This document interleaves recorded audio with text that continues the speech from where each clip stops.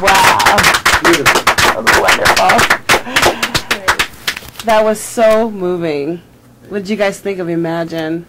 Well, Can't imagine it. I saw the tears on your eyes. Yes, I was crying. Sandy and Jamie are the Very best. apropos. Yeah, very nice. And beautifully Very sung. moving. Thank you. Very Love it. Yeah, great. So tell me, what kind of things are the Baha'is doing in the world? I mean, what's happening?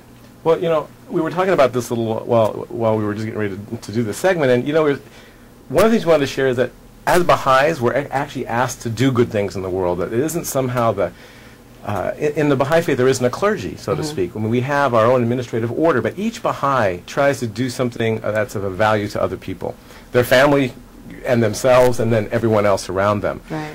One thing that my family got involved with was China. It's really interesting. My mother ended up marrying a man from mainland China. Oh. And so now she lives in Shanghai with her husband, and we have a family in Shanghai, and they have a family on the west side. And we're all into the arts. So we created in our family something called 501c3. I know everyone does this, a 501c30 organization. It's a nonprofit organization called Pride. It's Baha'i inspired. And what we do is a youth ambassador program where we send young people from America to China to actually get an experience of what it would be to spend a summer. And what they do is they teach in the schools there. And they serve the Chinese population. Oh, cool. Because the greatest thing you can do is to be of service to humanity. That's the Baha'i idea of spirituality, is the highest levels to be of service. And then we have Chinese come over here and have the same experience. Oh. And Pride also sponsors an orphanage, which is a big issue in China, is children who don't have parents. In this country, Like it's a little girls? bit different.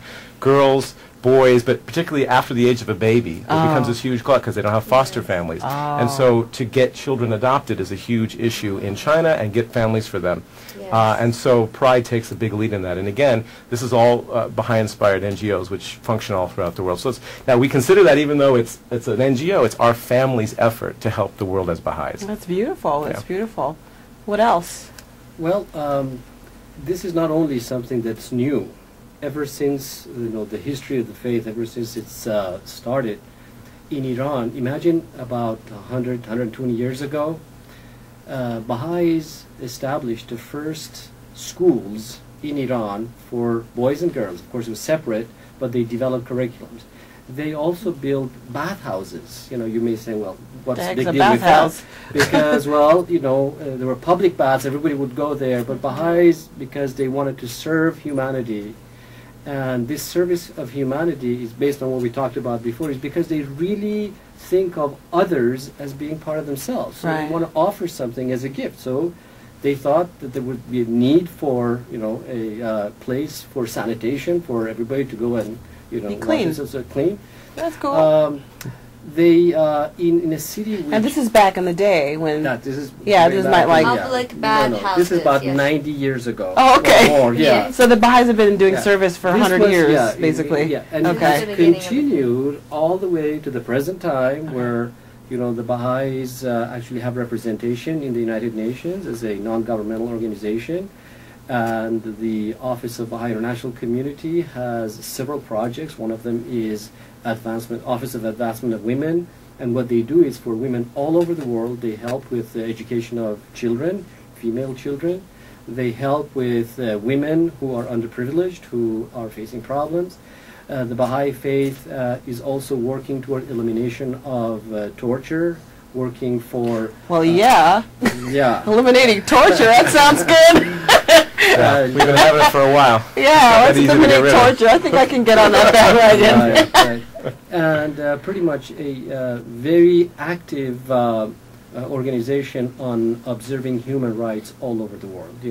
Baha'is are writing and presenting papers on this, and they are cooperating and collaborating with other human rights organizations to promote human rights and make sure that the human rights of no one on the face of this earth is violated, because Right. that's one thing we all have in common.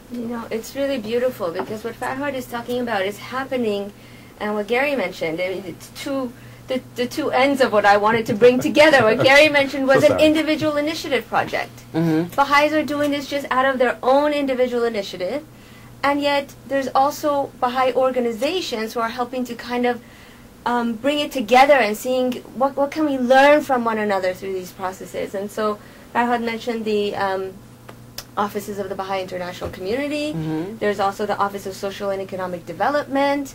There's lots of Baha'i organizations who are looking at what Baha'is are doing on a grassroots level to serve the communities throughout the world and saying, okay, what can we learn from one another? Let's cross-pollinate ideas so that we can really help serve humanity best. Right. Farhad mentioned the BIC, the Baha'i International Community, and I just brought a few examples, but anybody really can go online. The online newsletter of the BIC is called One Country. Oh, wow. And they have so many wonderful Articles examples after articles. of social and economic development projects all over the world. Like, for example, what? For example, Well, there's microfinance for one thing. They're helping women to become financially independent. These are poor women who have very little money, but Baha'is are helping them to become financially savvy. Like microloans. Yeah, at microloans, Like like $20, $50. Oh, wow. That could take a woman quite a long way towards independence. In a developing And- country. Yeah, and by independence, I don't mean that they want to have nothing to do with their husband. No. Not To actually help their family, Right. because economics could in fact tear families apart. And so Baha'is are working towards that, towards, as I said, school children, educating children, towards helping with the development of agriculture, and many other projects. Just go to the One Country and you see a plethora of projects. I wanted to jump on this because I know later we're going to talk about what we can do here in this country and what we can do now, but specifically there's something that's happening worldwide for Baha'is, which is really exciting, I think, because the faith is this Baha'i faith thing is a worldwide thing. Anywhere you go and you meet a Baha'i, you don't say, well, what sect of Baha'i are you? Right. All Baha'is are just kind of one thing, and then, which is amazing unto itself. But we have right now this kind of development in the world where junior youth, and I don't know what a junior is. I mean, they're young, but there's something like like pre-tweens, the 10 to yeah. 14. the What is You and tweens. me. It's not you, Fahad. It might be no, I'm not sure. Could be some- 11 to 14. Wait, that is Yeah. you. What am I reading? Pre-adolescent. It's like 11 to 14. It's that age where it's perfect because they don't have a license in this country. They can't go anywhere and do anything yet. Uh-huh. But they're in that developmental stage, and so the Baha'is are working with. Now these are anybody who's willing to be part of these junior youth groups. And what we're actually trying to do is have them become of service in the community that they're living. And this is around the world. So wherever you are, let's say your name is Bapu and you live in India. in India. Well, okay, but I was trying to pick a province, in the province of Noor, and you think, well, I'm impoverished. What can I do? Right. But it turns the tables to say, but you're a youth, so you need to look at the world in terms of, what can you do? Maybe there is something you can do serve. to assist your community. Yes. And this is happening around the world. So, but the idea is that we're asking everybody to get involved, put your kids into these things, because we're trying to get into the idea that spirituality takes a form, and that form starts to make the world a better place to be in. Otherwise, the idea is, as Baha'is, we sort of sit back and sort of do meditation as the person next to me is struggling to pay their mortgage and they're getting their car towed away, Right. and their brother's got But AIDS. we're and all these meditating. things. But we're meditating. We're praying. Right. Yeah, we are doing those things. Yeah. But guess what? We're going to get up Do something. and go across there and say, how can I be of service to you?